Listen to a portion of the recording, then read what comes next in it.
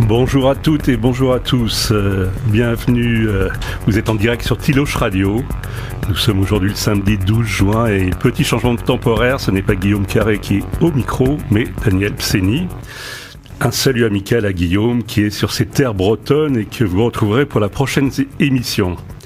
Pendant une heure, nous allons parler football avec le démarrage de l'Euro hier soir à Rome, avec le match Italie-Turquie, gagné avec facilité 3-0 par les Italiens. Pour cette édition, l'Euro de foot a été organisé dans 11 pays, dont la Hongrie, qui accueillera 4 matchs dans le stade flambant neuf de la Puskás Arena.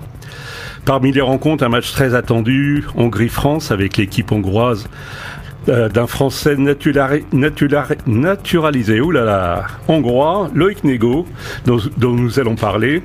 Et dans ce pays où la corruption est aussi un sport national, nous entrerons aussi sur le terrain politique. Pour en débattre après les chroniques spatiales de Fabien Leblanc, la Dream Team des journalistes français installés à Budapest, Joël Lepavou, qui est un kiosque à lui tout seul, avec Courrier International, Le Temps en Suisse, Europe 1, SoFoot, Slate et bien d'autres. Salut Daniel, bonjour à tous. Corentin Léotard, rédacteur en chef du Courrier de l'Europe centrale et correspondant de Mediapart. Bonjour à tout le monde. Nicolas Gidasevski, consultant foot qui suit l'équipe hongroise depuis très longtemps. Bonjour à tous. Et Fabien Leblanc, qui va nous conter ses chroniques spatiales. Bonjour à tous. On va démarrer notre débat avec la Dream Team des journalistes. Et pour démarrer, je voudrais donner la parole à Joël pour que tu nous parles de la place du football en Hongrie qui a connu son heure de gloire avec Ferenc Puskás et le 11 d'or. Et cette arrivée de l'Euro 2000 tombe au bon moment. Oui, l'arrivée de l'Euro 2020, c'est une manière en tout cas pour la Hongrie de revendiquer cette fierté d'accueillir un événement de grande ampleur dans le domaine du foot, et surtout les matchs dont on parlera tout à l'heure se dérouleront à la fameuse Puskás Arena que tu citais à l'instant, Daniel. Et il faut savoir que cette Puskás Arena, pour ceux qui ne le sauraient pas, elle est tirée, enfin son nom est inspiré de la légende hongroise Ferenc Puskás. Et Ferenc Puskás, en fait, c'est à la fois une grande carrière au Honvéd, donc le club de l'armée. C'est aussi pour ça d'ailleurs qu'on l'appelait le Major galopant, parce que c'était son grade au sein de l'armée, d'une part, et d'autre part, Ferenc Puskás, comme d'autres du Honvéd, a pris la poudre d'escampette après la répression de la révolte anti-communiste de 1956 pour aller signer au Real Madrid, tandis que d'autres comme Tibor ou Kocic, donc autres membres de ce fameux 11 d'or redoutable, quasiment invaincu jusqu'à la Coupe du Monde 54 pendant plus de 2 ans et demi, voire même 3 ans, eux sont allés signer chez le rival barcelonais. Et Ferenc Puskás, c'est l'un des buteurs les plus prolifiques, on va dire, de l'histoire du football. Je sais même pas si Cristiano Ronaldo a atteint son record ou pas encore, mais il me semble qu'il s'en approche. Si, je crois que c'est fait. Je crois que c'est dépassé, mais il me semble que Puskás c'était genre 84 buts en 85 apparitions, un truc comme ça, quasiment. Ah, tu veux dire en équipe nationale ? En équipe nationale, ouais. Oui, puisque Cristiano Ronaldo, il est en passe de dépasser le joueur iranien là qui est en tête du nombre de buts, du nombre de buts en équipe nationale. Il a 5 buts, je crois, Cristiano Ronaldo. Donc il a passé Puskás forcément. Après, il a joué plus de matchs que Puskás aussi. Donc. Bien sûr, sur un laps de temps plus long, bien plus long que Puskás. Et en fait, ce qui est remarquable du point de vue de Puskás, c'est aussi que finalement il a été enterré en 2006, puisqu'il est décédé en novembre 2006, presque comme un chef d'État, voire même comme un souverain. Et d'ailleurs, les restes de Ferenc Puskás se trouvent aujourd'hui à la basilique Saint-Étienne de Budapest. Et il faut savoir que lors de son enterrement, enfin de la cérémonie mortuaire, la procession, il y a une vraie procession en fait dans Budapest, et le convoi avait été escorté par des torches. Une espèce de marche au flambeau pour accompagner Ferenc Puskás jusqu'à sa dernière demeure. Et puis il y a d'autres chose intéressante, on va dire, à propos de Ferenc Puskás, c'est qu'il a été aussi un entraîneur, alors qui a failli gagner la Ligue des Champions avec le Panathinaikos en 71 contre l'Ajax de Cruyff à l'époque, qui était encore pas le grand Ajax, mais qui était en tout cas l'Ajax qui allait devenir un des plus grands clubs d'Europe au milieu des années 70. Et il a été aussi, même très brièvement, le sélectionneur de la Hongrie. Alors, il me semble que c'était en 1993, un truc comme ça. Et l'expérience a tourné relativement court, parce que je crois que au bout de, c'est ça, 3 défaites en 4 matchs. Enfin bon, c'était assez pathétique de ce point de vue-là. Mais reste que Ferenc Puskás, c'était à la fois, enfin, il était aussi gourmand dans la vie, donc presque un gargantua, on va dire, parce qu'il appréciait beaucoup la bonne chair, et en même temps assez gourmand sur le terrain, un buteur insatiable. Et c'est aussi pour ça que finalement Puskás est devenu une sorte d'icône nationale, et on en reparlera dans les minutes qui viennent, instrumentalisé, on va dire, par le pouvoir en place pour cette espèce de résurrection ou de résurgence du football. Moi, j'ai une anecdote par rapport à Puskás, parce que j'ai rencontré un journaliste qui a pu l'interroger dans le passé, et c'est assez drôle. Je sais pas en quelle année il est revenu en Hongrie, mais Puskás lui avait dit que donc quand il a dû partir à un certain moment, et quand il se trouvait à l'étranger, je crois qu'il a d'ailleurs été sélectionné pour l'équipe d'Espagne. Il a joué pour en 62, je crois, pour deux pays. Et il n'avait absolument pas connaissance du fait que c'était un icône en fait en Hongrie. Et quand il est revenu en Hongrie, il avait extrêmement peur de l'accueil des Hongrois à son égard. Une pression, quoi. Ouais. Une pression incroyable, et ça avait été un match amical organisé, et il s'est rendu compte ce jour-là que c'était une énorme icône en Hongrie. Et voilà, il y avait pas c'était pas l'époque des réseaux sociaux et des articles à tout va où on peut savoir ce genre de choses. Et donc c'est assez drôle de savoir ça, quoi. En même temps, on peut voir que dans Budapest, le mythe Puskás est partout, quoi. Que ça soit sur les murs, sur les places, sur les bus. Enfin, il y a dans les boutiques de souvenirs. Dans les boutiques, et prendre un café Puskás. Enfin, c'est quelqu'un qui est très représenté. Et justement, on le voit dans le quotidien, et le sport et la politique, ça fait bon ménage tout le temps dans n'importe quelle compétition et n'importe quelle nation.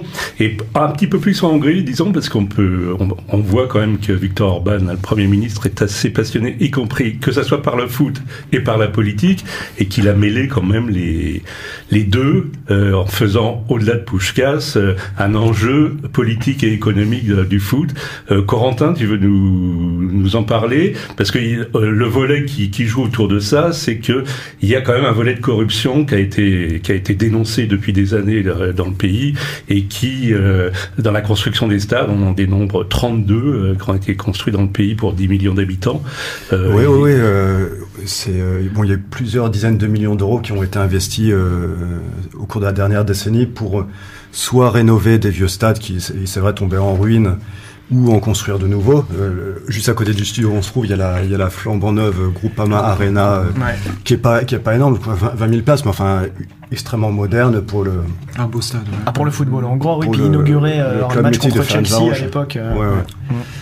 Donc c'est vraiment des quantités phénoménales qui ont été investies dans des conditions évidemment pas toujours très très très nettes, puisque il y a beaucoup d'entreprises qui ont, proches du gouvernement et de la Galaxie Fidesz, qui ont profité des appels d'offres publics. Donc c'est un peu à l'image de la Hongrie d'aujourd'hui, où on mêle nationalisme, népotisme, clientélisme, corruption, et la justification derrière, c'est redonner au football ces lettres d'or de l'époque Puskás, du 11 d'or, évoqué par Joël, et restaurer la fierté nationale, avec cette idée toujours que la Hongrie n'est pas reconnue à sa juste valeur. On était un grand pays, maintenant on est un petit pays, et on a une grande équipe, et maintenant notre équipe est quand même encore médiocre, même s'ils ont fait un Euro 2016 qui était beau. Donc c'est pour ça, là, c'est beaucoup plus que simplement du football. Et moi je me demande aussi des fois dans quelle mesure les joueurs Magyars qui rentrent sur la pelouse n'ont pas un peu les genoux qui claquent, parce qu'ils se disent on porte quand même sur les épaules un fardeau assez important. Ouais. Donc là je pense que se trouvant dans le groupe de la mort, il n'y a pas beaucoup de Hongrois qui mettent des espoirs démesurés dans leur performance. En meilleur troisième, ça peut passer. Mais c'est vrai qu'au vu de au vu de la dramaturgie qui avait accompagné l'inauguration du stade Puskás en novembre 2019. Ah oui. voilà, on se dit qu'on est très au-delà de l'aspect simplement sportif. On est dans la liturgie presque. Ouais, mais bien avant l'Euro, il y a eu quand même des épisodes un peu troublants, disons, notamment la construction de la Puskás Akadémia, sur laquelle on pourrait revenir, parce que de fait, ça donne toute la dimension de Orban et du foot. C'est ça, la Puskás Akadémia, en fait, pour ceux qui ne connaîtraient pas Feldshut, en fait, Feldshut, c'est un petit village de 1800 habitants à une demi-heure, on va dire, de route de Budapest, et c'est aussi là où Viktor Orban a passé une partie de son enfance, disons, autour de l'âge de 10 ans, parce que je crois que c'est à cet âge-là qu'il s'installe avec ses parents à Feldshut, parce qu'avant, il habitait dans le village voisin de Holtshut-Doboz. En fait, quand on arrive à Feldshut et quand on arrive devant la Pancho Arena, puisque le stade s'appelle comme ça en hommage au surnom de Puskás lorsqu'il jouait au Real Madrid, on a l'impression d'être finalement devant une cathédrale. Moi, j'ai eu la chance de pouvoir visiter le stade et on a une espèce de voûte en bois, de grande comme ça. Enfin, on se croirait presque dans une nef. Alors c'est assez marrant parce que le style est un petit peu particulier. On a à la fois des murs de béton et en même temps des grandes voûtes comme ça, des grandes poutres un petit peu comme ça ondulées. C'est typiquement le style organique de l'architecte très connu Imre Makovec en Hongrie, voilà. Et bien sûr, pour inaugurer cette fameuse Pancho Arena, l'accord de la veuve de Ferenc Puskás a été sollicité. Mais ce qui est encore plus parlant, on va dire, édifiant dans cette Pancho Arena, c'est que la capacité du stade, elle est de à peu près, maximum 4500 personnes, mais au niveau des places assises, on est sur 3800, ce qui reste quand même plus de 2 fois la population de Feldshut. Et honnêtement, quand on arrive sur Feldshut, on ne voit que ça. C'est-à-dire que même à des kilomètres, on distingue justement cette espèce de grand comme ça édifice qui d'une part est un stade et d'autre part, autre particularité de ce fameux stade qui abrite les rencontres de l'équipe Fagnon, donc la Puskás Akadémia, fondée par Viktor Orban, donc qui est vraiment le président fondateur non seulement du club mais aussi de tout ce qui va avec. La maison, l'une des résidences secondaires de Viktor Orban se trouve juste à côté, mais vraiment à côté, on est à même pas 20 mètres, même pas. Et c'est marrant parce que quand des journalistes étrangers qui viennent faire des reportages sur le foot, le seuil de la maison de Viktor Orban et donc la proximité avec le stade, c'est une séquence immanquable dans tous les reportages si tu veux faire un truc sur Orban et le foot, quoi. Et tu peux nous parler de qui a construit ce stade et cette académie?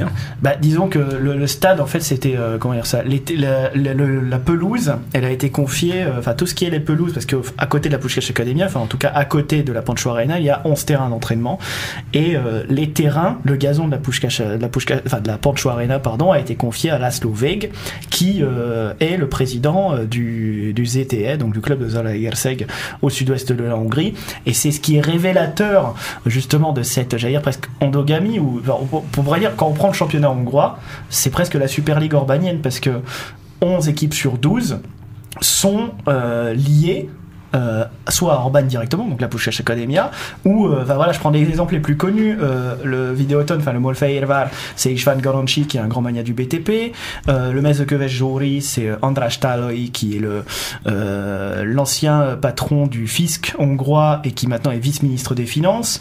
Qu'est-ce qu'il y aurait d'autre? Le Ferencváros, c'est l'équipe du secrétaire général du parti, donc le Gábor Kubotov. Je pourrais en citer d'autres, mais la seule équipe qui jusqu'ici a résisté, si on peut appeler ça résister, c'est Újpest, donc le grand rival du Ferencváros, qui était propriété, ou qui est toujours actuellement propriété du Belge Roderick Duchâtelet. Mais Újpest, en tout cas selon des rumeurs insistantes de la presse hongroise, pourrait passer dans le giron de propriétaires plus urbano-compatibles cet été.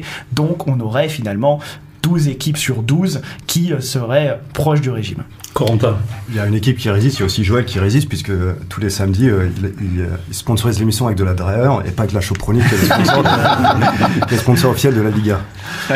Mais plus sérieusement, oui, c'est vrai que ce stade de la Puskás Akadémia est démesuré par rapport à la taille du village, mais là c'est une question que je pose à Joël et Nicolas. Est-ce que quand même ce projet d'académie, il était si déconnant en soi, qui était créer, favoriser l'émergence des jeunes pousses hongroises, quoi? Non, mais disons qu'en fait, évidemment, il y a cette démesure que tu soulignes, qui pourrait paraître un petit peu aberrante dans un village comme ça. Il y a eu, tu sais, il y a le fameux comparatif qui avait été dressé, alors à tort ou pas, avec Ceausescu qui avait sa fameuse équipe dans son petit village de Scornicesti.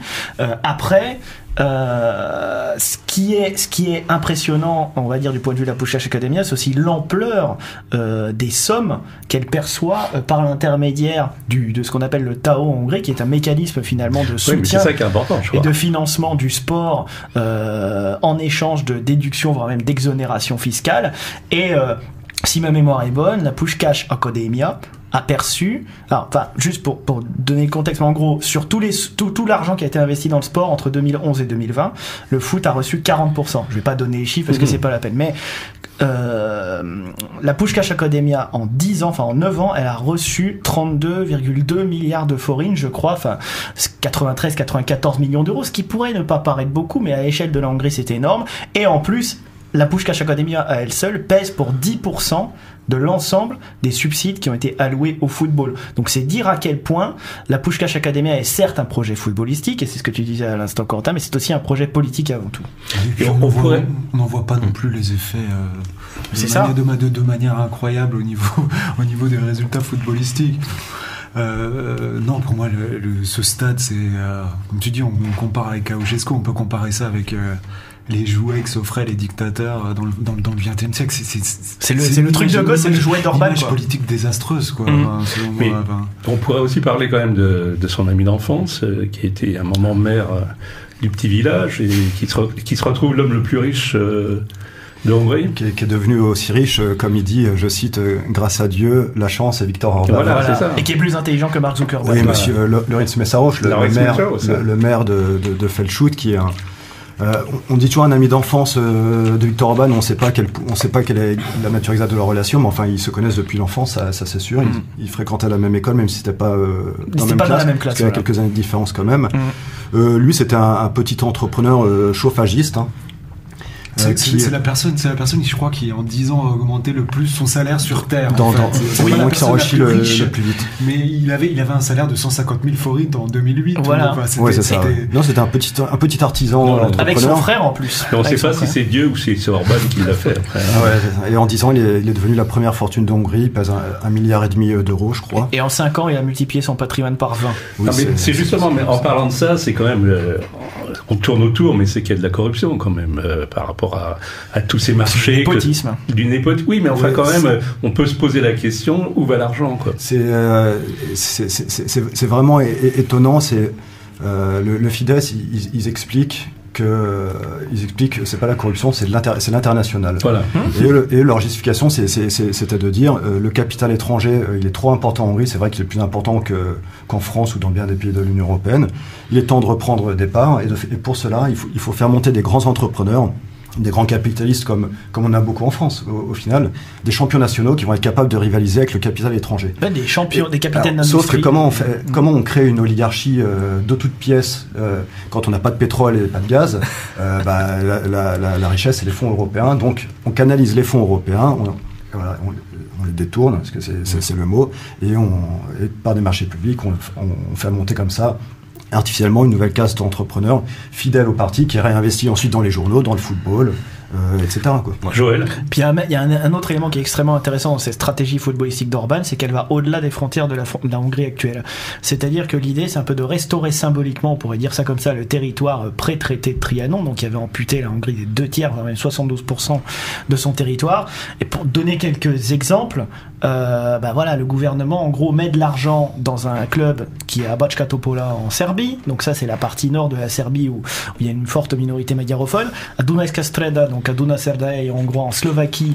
Le gouvernement met de l'argent aussi. Grâce au gouvernement hongrois, ils ont rénové leur académie, ils ont construit un nouveau stade, la MOL Arena, puisqu'il y a le pétrolier MOL qui soutient aussi Dunajska Streda. Et en Transylvanie, il y a 2 équipes, donc Sepsi, Svantu Gurge, donc Sepsi Szentgyörgy en hongrois, mais aussi Csíkszereda, donc Miercurea Csuk, qui bénéficient des largesses du gouvernement hongrois. Donc on voit clairement que l'idée, c'est que c'est une manière, en tout cas, c'est ce que Orban avance, de défendre justement d'une part le prestige du football hongrois, mais aussi ce qu'on appelle la magyarság, donc la magyarité, la présence hongroise dans les anciens territoires. Oui, d'ailleurs, la Puskás Arena, quand elle a été inaugurée en novembre 2019, c'était le titre officiel de l'inauguration, je crois que c'était qu'on l'avait nommé le stade de la Réunion nationale ou quelque chose comme ça. Ouais. Donc, même Zati Youssef Ogash, un truc comme ça. Et on avait invité beaucoup de Magardes et puis des voisins, notamment de Roumanie et de Slovaquie, ce qui n'est pas un problème en soi, mais là il y avait un vrai symbole politique où on réunifie la nation hongroise par-delà les frontières dans ce stade.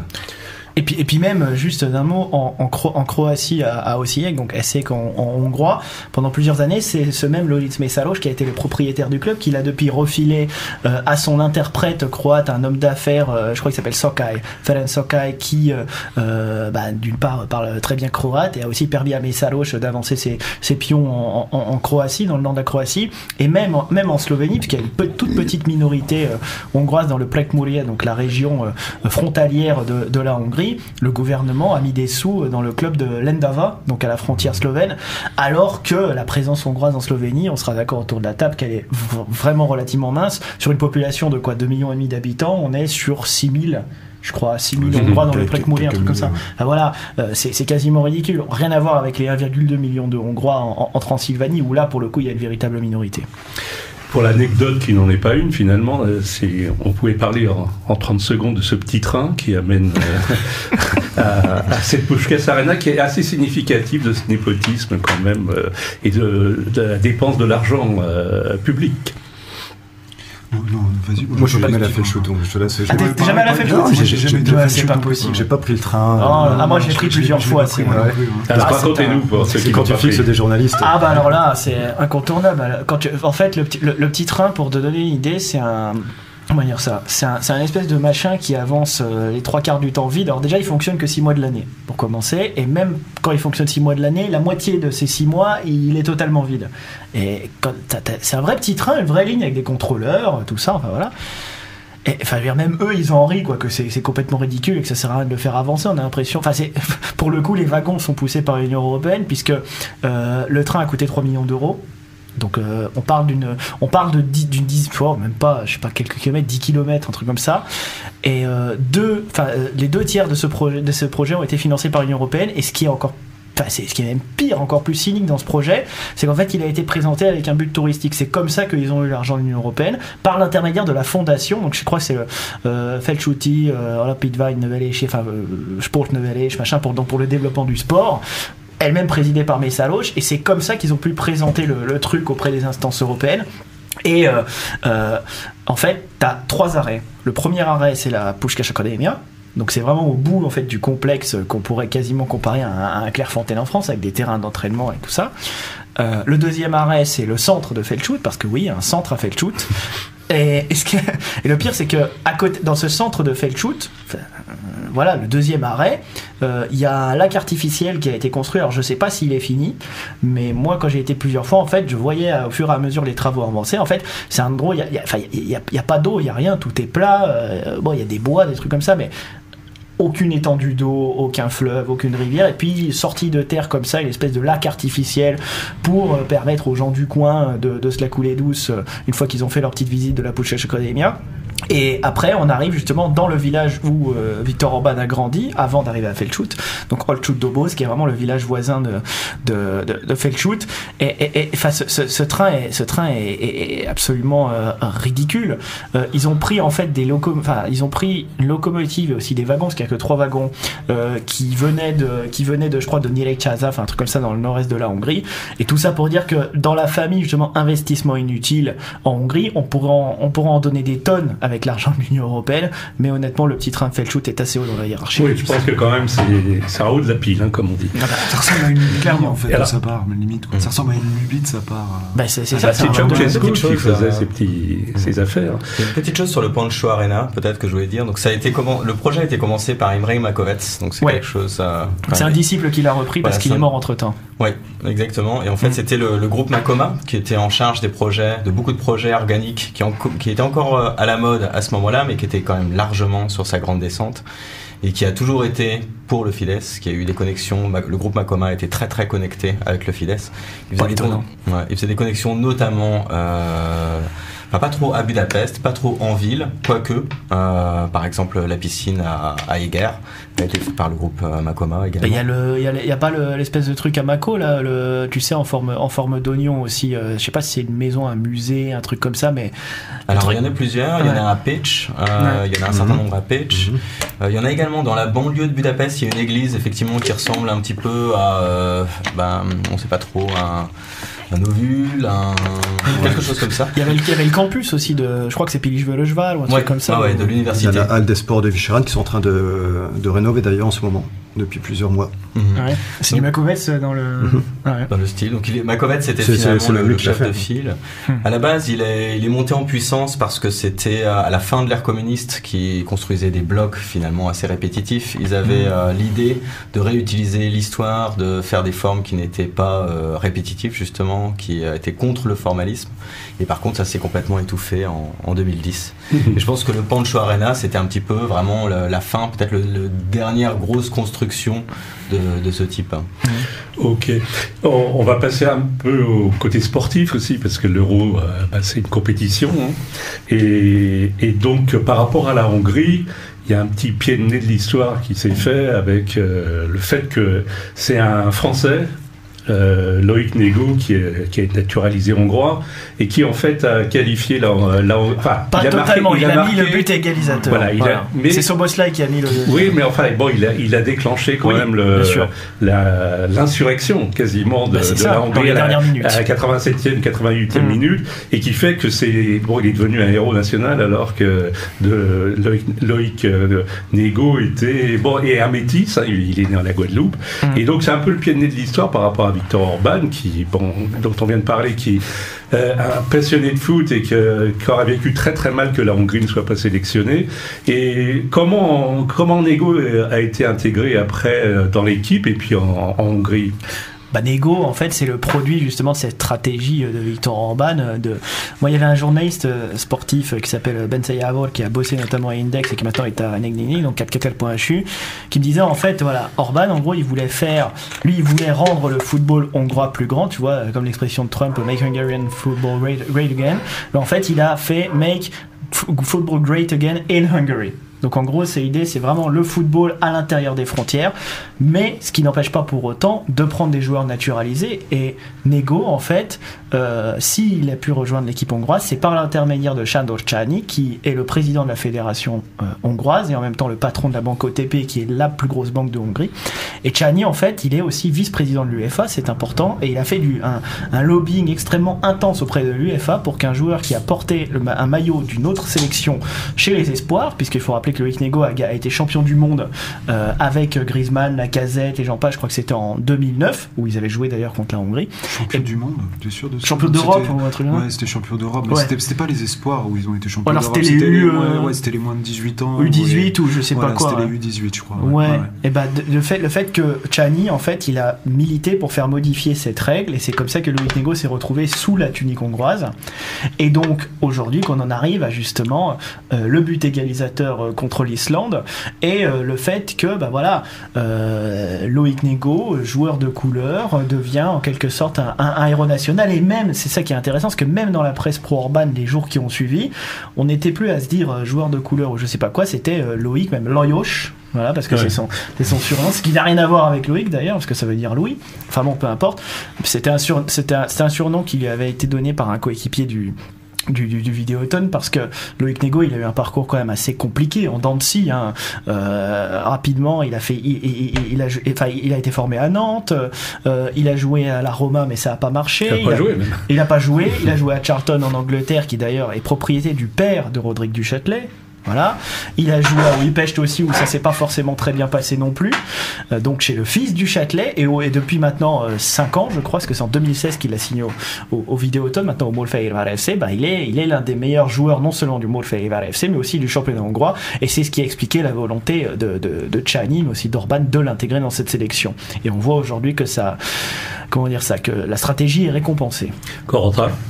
Oui, c'était le but de Nego, c'était un pied de nez à Viktor Orban, comme tu as dit, du fait que on a quand même des campagnes de xénophobie récurrentes dans ce pays depuis 2015 et la crise des réfugiés. La Coupe du Monde 2018 a été quand même un paroxysme de la xénophobie.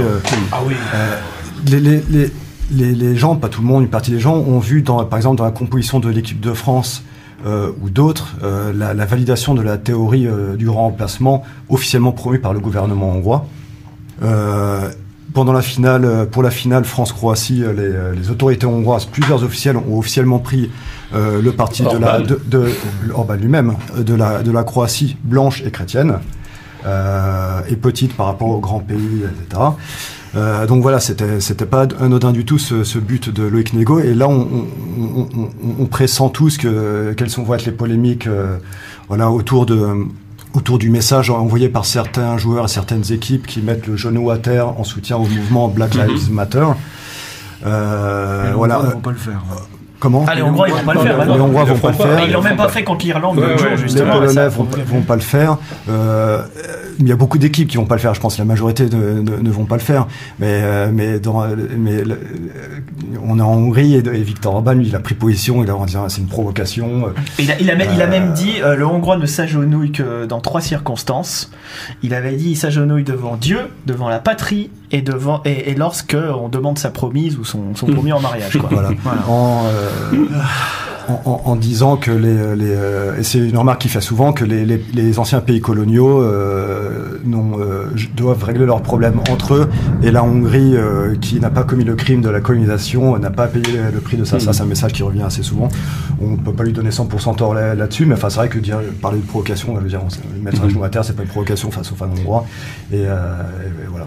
Mais le cas de Nego, en fait, si c'est un cas, nous amène au problème du racisme, qui est assez présent en Europe centrale globalement, particulièrement aussi en Hongrie, où il y a eu des incidents avec, comme en Italie, en Espagne, un peu partout, où tous les joueurs noirs, il y en a quelques-uns quand même qui jouent dans les équipes hongroises, sont sifflés ou ont des cris de singe.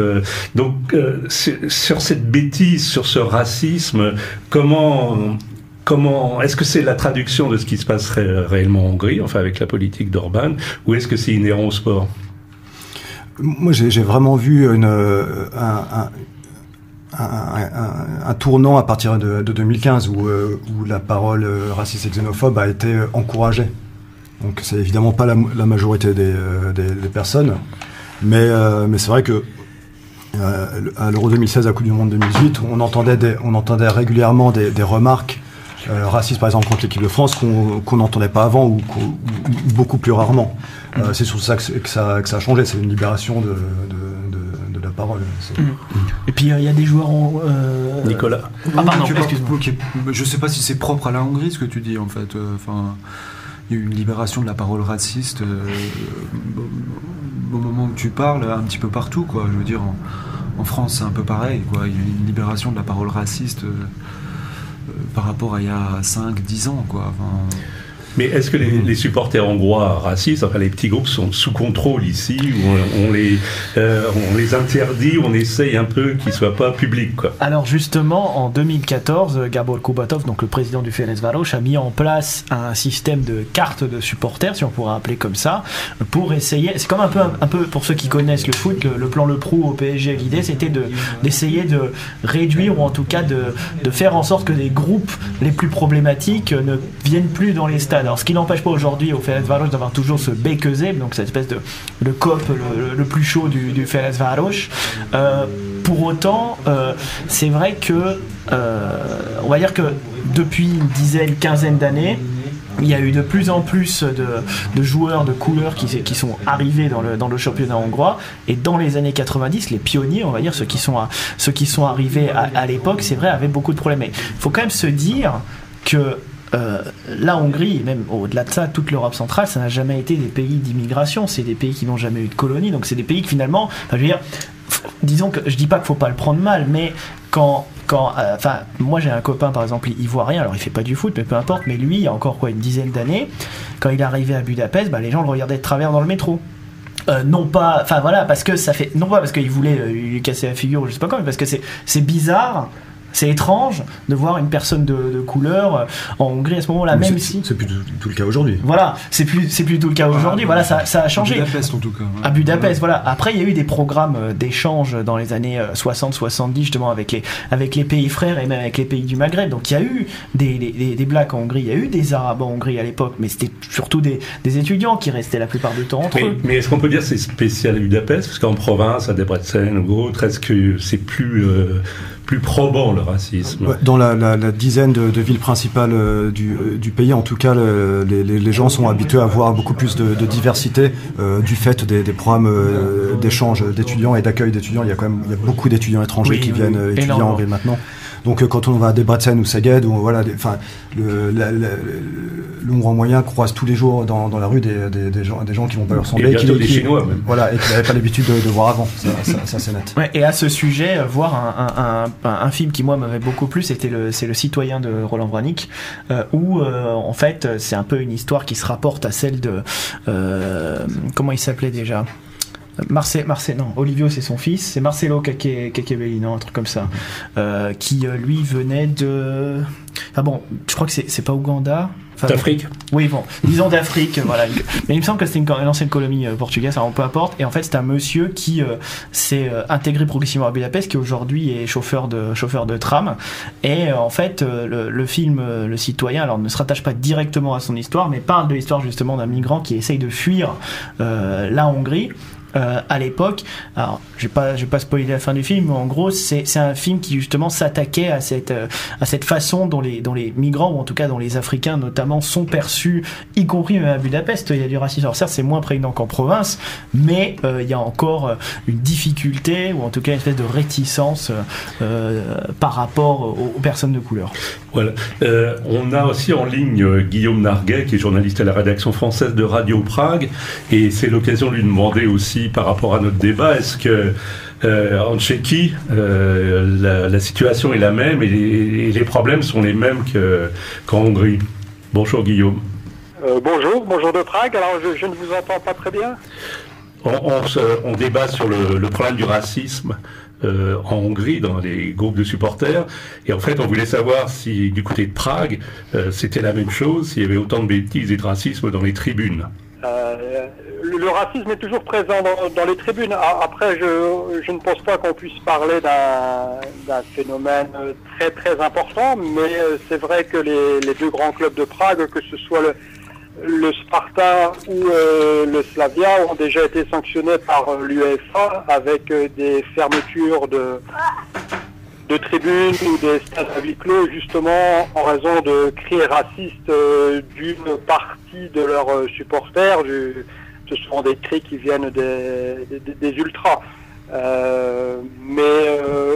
c'est vrai qu'on peut... la République tchèque est sans doute un des derniers pays en Europe où on peut encore entendre parfois des cris de singe durant les matchs. Ceci dit, le nombre de joueurs africains ou d'origine africaine augmente dans le championnat. Aujourd'hui, tous les clubs tchèques, ou la majorité des clubs tchèques, ont au moins un joueur de couleur dans leur effectif, ce qui forcément influence aussi le comportement des supporters. Et une autre question, c'était de savoir que fait le gouvernement contre cet excès de racisme qui existe aussi quand même. Pour ce qui est du football concrètement, rien de spécial, parce qu'encore une fois, on ne peut pas parler d'un problème très très important. Donc c'est plutôt une affaire qui se règle au niveau de la ligue professionnelle, qui gère le championnat, les compétitions. Au niveau du gouvernement, je pense pas que le racisme soit un problème très important en République tchèque. Ok, merci beaucoup Guillaume. Mais de rien. À bientôt. À bientôt. Et donc, voilà, simplement pour terminer l'émission, On va faire un peu jour de foot où on refait le match. Et en même temps, comme ça vient de démarrer le championnat, on a vu une Italie assez brillante hier, mais qui était face à la Turquie. Allez, qui commence ? Nicolas. J'ai pas entendu la question. Qui va gagner ? Qui va gagner finalement ? Qui a des chances ? Qui va gagner ? Moi, je mettrais une petite pièce sur le Portugal. Mais après le Portugal, ils n'auront pas un groupe facile, tout comme la Hongrie, parce que tu regardes, il y a le Portugal, Portugal, Hongrie, France, Allemagne. Bon, l'Allemagne a fait une Coupe du Monde 2018 complètement, ils sont passés à côté, quoi. Voilà. Ouais, je sais pas, personne parle du Portugal, et en fait le Portugal, ils avancent un petit peu cachés. Ils ont Ruben Dias derrière qui est monstrueux. Ça, c'est vrai. À Manchester City, il était prodigieux. Ils ont Bruno Fernandes au milieu. Ils ont un super 11 en tout cas selon moi. Et ils ont peut-être pas énormément de remplaçants, quoique devant c'est pas mal. Et qu'est-ce que vous pensez de la nouvelle Italie qu'on a vue hier ? L'Italie, il faut quand même dire que c'est un peu la résurrection, parce qu'ils ne sont pas qualifiés pour la Coupe du Monde 2018. C'était un scandale, ou plutôt une catastrophe nationale. Et aujourd'hui, on a l'impression que, alors certes, l'adversaire était plutôt faible, la Turquie, mais on voit que l'équipe de Mancini, quand on pense à, Ciro Immobile ou Insigne, le petit napolitain, on sent qu'il y a du gaz dans les jambes, et que éventuellement, ils auront encore quelque chose à prouver éventuellement contre la Suisse ou le Pays de Galles, qui justement à mon avis se battront pour la deuxième place derrière l'Italie, mais je pense qu'il faut compter avec la Squadra Azzurra. Ouais. Et comme on est à Budapest quand même, est-ce que la Hongrie a une petite chance d'arriver en Angleterre ? Oui, forcément, elle a une petite chance, mais c'est lié au fait que il y a certains meilleurs troisièmes du groupe qui vont être qualifiés. Donc 4 sur 6. Il y a une possibilité. Moi, je pense que la Hongrie peut passer. La Hongrie peut faire un. Moi, je crois pas du tout en l'Allemagne, mais alors pas du tout cette année. Je pense que la France va, et d'ailleurs c'est pas bon pour la France, mais je pense que la France va mettre une volée à l'Allemagne en Allemagne, historique. C'est mon avis. Mais est-ce que tu sens pas le péché d'orgueil de la France, justement ? Ah si, moi je vois pas les Français gagner. Je pense qu'on part vraiment trop positif, et surtout si on met une volée comme je le pense à l'Allemagne, ça va encore nous mettre. Ils vont plus se sentir pissés. Voilà, et je pense qu'on va tomber à un moment parce que il va falloir, pour gagner une grande compétition, déjà il faut une grande défense, et je crois que les Français, oui, c'est un peu l'inconnu par rapport à ça, et aussi je pense qu'ils partent trop confiants, et pour se qualifier il faut se battre. Après, je fais confiance aux sélectionneurs pour leur dire ce genre de trucs, mais après je suis...